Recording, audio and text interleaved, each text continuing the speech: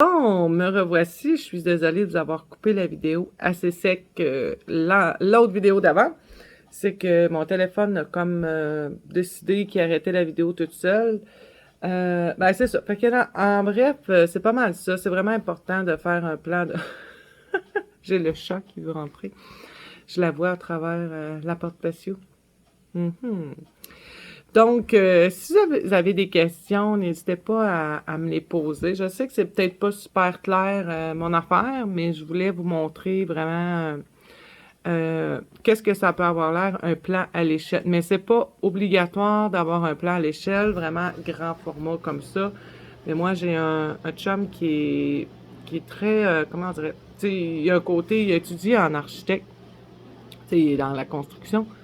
Mais c'est ça, fait qu'il aime ça, faire des plans. Mais je dis, ben, si ça peut te faire plaisir, amuse-toi. Mais j'étais vraiment, mais vraiment contente. Je lui répète souvent, c'était tellement un beau cadeau parce que moi, je vous ai montré dans l'autre vidéo mes petits plans, comment c'est écrit. Mais je peux vous les montrer comment vraiment c'était organisé. C'est tellement bien organisé que c'est facile à trouver dans mes choses. Vous allez reconnaître les plans. Donc, ici, j'ai mon plan de serre numéro 1. C'est à l'envers pour vous, je le sais. Mais les serres, c'est pas si pire. Tu sais, les petits carreaux, là, je l'ai réimprimé sur une feuille normale au lieu d'une feuille de cartable. Puis, c'est ça. L'autre, je l'ai gardé pour faire imprimer à toutes les années.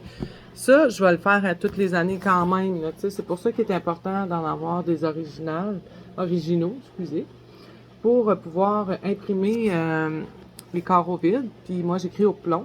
Fait que j'ai toujours, c'est ça comme tantôt vous avez vu sur la vidéo, j'ai toujours un efface et un crayon à ma disposition. Ça, c'est mon plan 2024. C'est comme ici, j'ai de l'ail qui est déjà là, qui a été planté à l'automne. Tu sais, je vais rajouter un petit peu de bêta-carbe. J'ai des haricots nains. Mais comme vous voyez ici, edamame, j'avais la moitié de la rangée pour ça. Mais sur mon plan à l'échelle, ça fait un carreau sur, mettons, peut-être 20 carreaux. J'ai dit, eh là là, j'ai dit, qu'est-ce que je vais mettre ici, là? Je crois que j'ai mis, je me rappelle plus ce que j'ai mis, ça c'est le numéro 1. Le numéro 1, je l'ai ici devant moi. Je vais vous le montrer vous allez comprendre la différence. Ici, j'avais marqué le numéro 6, edamame. Mais ici, là, edamame, la quantité que je veux en mettre, il y a un carreau, là, parce qu'il manque peut-être juste un demi-carreau, là, parce que la feuille était pas assez grande. Comme vous pouvez voir, j'ai racheté des radis, mais il me reste encore tout cet espace-là. Cet espace-là équivaut à 12 pieds. J'ai encore 12 pieds de disponibles sur ma planche. Mais comme ici, on peut voir, là, oui, ici, il me reste une petite espace. Une petite espace. J'ai encore tout ça ici. J'ai encore tout ça ici. La rangée est occupée au complet par 60 choux-fleurs. Mais celle-là n'est pas à l'échelle directement. Elle est à l'échelle en mesure, mais pas à la bonne emplacement. Parce que normalement, elle serait supposée de commencer comme ici, vers l'autre côté, parce qu'elle est comme en arrière de la serre numéro 2. Donc, l'importance d'un plan à l'échelle, ça peut être fait en plus petit aussi à l'échelle, mais c'est parce que nous, on avait ces papiers-là avec des carreaux de, je pense, un pouce, un pouce. Moi, je suis tellement pas super bonne dans les côtés pouces et pieds, là. Moi, j'ai appris en centimètres et en mètres. Donc, ça vous donne une idée de ce que ça peut être un plan à l'échelle. Mais je vous conseille fortement, même si vous avez un petit potager ou des bacs, d'écrire à chaque année ce que vous mettez dans vos bacs. Parce que c'est sûr que ceux qui sont pas en pleine terre, c'est important quand même faire la rotation. Je parle, mettons, des bacs surélevés. Là, il y en a beaucoup qui ont ça pour le côté pratique parce que c'est beaucoup plus haut. Mais c'est sûr, pour la vie du sol, c'est moins adapté, mais écoute, on s'arrange avec ce qu'on a. Parce que nos amis les vers de terre, c'est des travailleurs exceptionnels pour le sol. Ils nourrissent le sol, mais comme ici, nous sommes en non-travail du sol. Oui, oui. Ce que ça mange en hiver, le non-travail du sol, c'est que on retourne pas le sol à toutes les années. Ni après 2-3 ans non plus.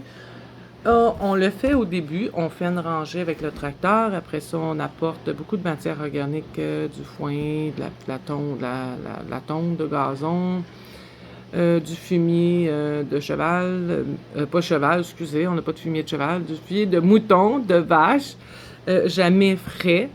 Toujours au moins une année que resté à l'extérieur que composté, parce que trop frais, c'est pas mieux. Mais c'est sûr, si on le met frais, on peut le mettre à l'automne sur les rangées. Ça, il n'y a pas de problème. Il va avoir le temps de composter un peu pendant l'hiver, ou il va être moins, parce que, excusez, hein, je suis en pyjama. Parce que s'il est frais, vous mettez du fumier frais, puis vous mettez vos plantations ou quoi que ça, vous allez brûler vos racines. C'est trop fort, fumier frais. Le seul fumier qu'on peut mettre frais, utiliser directement, c'est le fumier de lapin, que j'utilise surtout dans les serres, parce qu'on a des lapins puis on a des poules. Les poules aussi recommandent 1 an avant de l'utiliser. Quand on parle du fumier humain, je vais peut-être en choquer quelques-uns, mais nous, on ne l'utilise pas ici, là, mais à un moment donné, peut-être qu'on va l'utiliser, mais c'est 2 ans. C'est au moins 2 hivers qui a passé à l'extérieur pour tuer toutes les pathologies, toutes les bactéries qu'il pourrait avoir dans les selles ou quoi que ce soit. Surtout ceux qui prennent les médicaments, mais tu sais, ça, on s'embarquera pas là-dedans parce que c'est pas tout le monde qui sont ouverts à ça. Nous, on n'est pas rendu là encore. Moi, j'utilise juste l'urine pour le moment dans la serre. Eh oui, de l'urine. C'est de l'or jaune qu'ils appellent. Faites des recherches là-dessus sur l'urine au jardin. Vous allez voir, c'est assez exceptionnel. En France, ils sont très, très avancés là-dessus pour utiliser l'urine dans les jardins. Moi, je l'ai utilisé en 2023 dans la serre et wow! Les gens n'en revenaient pas de voir les plants de tomates, les plants de tomates que je dois préciser que j'ai taillé 3 fois. Taillé très sévèrement 3 fois pendant la saison. J'ai eu beaucoup, beaucoup de tomates. C'était des tomates italiennes San Marzano. Une variété de tomates qui arrive plus tard un peu, mais qui est très généreuse puis qui est quand même assez grosse. Voyons, j'essaie de... Comparativement à la tomate italienne normale, très bon pour faire... Moi, je prends cette tomate-là pour faire mes tomates en dés, que je mets en bocaux, évidemment. Mais c'est ça, j'avais des poivrons que le pied était gros comme ça. C'est assez impressionnant. Le monde, qu'est-ce que tu prends? C'est quoi tu mets comme engrais? Ben, je mets pas d'engrais chimique. J'achète pas d'engrais. Je leur disais, je dis ça peut-être, vous trouvez ça peut-être dégueulasse, mais j'utilise de l'urine. De l'urine de quoi? Ben, la mienne, c'est gratuit. Écoute bien, j'en produis à tous les jours. Mais c'est ça, il faut être ouvert d'esprit là-dessus. Parce que quand ils pensent bien, un fumier de vache, qu'est-ce que vous pensez qu'il y a là-dedans? C'est pas des carottes qu'il y a là-dedans. Hein? C'est les deux. Avec la litière des vaches. Et voilà. Fait que là-dessus, je vous souhaite une excellente journée. Et on se dit à la prochaine. Je vais peut-être commencer à vous faire des vidéos quand je fais mes semis. Ça pourrait vous aider. Si jamais ça vous intéresse de voir des vidéos de semis, mais surveillez ma chaîne ou sur Facebook ou peu importe. Essayez de me trouver! Non, c'est une blague. Je vais essayer de mettre ça accessible pour que les gens qui aiment le jardinage, peut-être qui aspirent à être autosuffisants, qui veulent me suivre. Ça me ferait plaisir. Donc, mettez un petit pouce et abonnez-vous!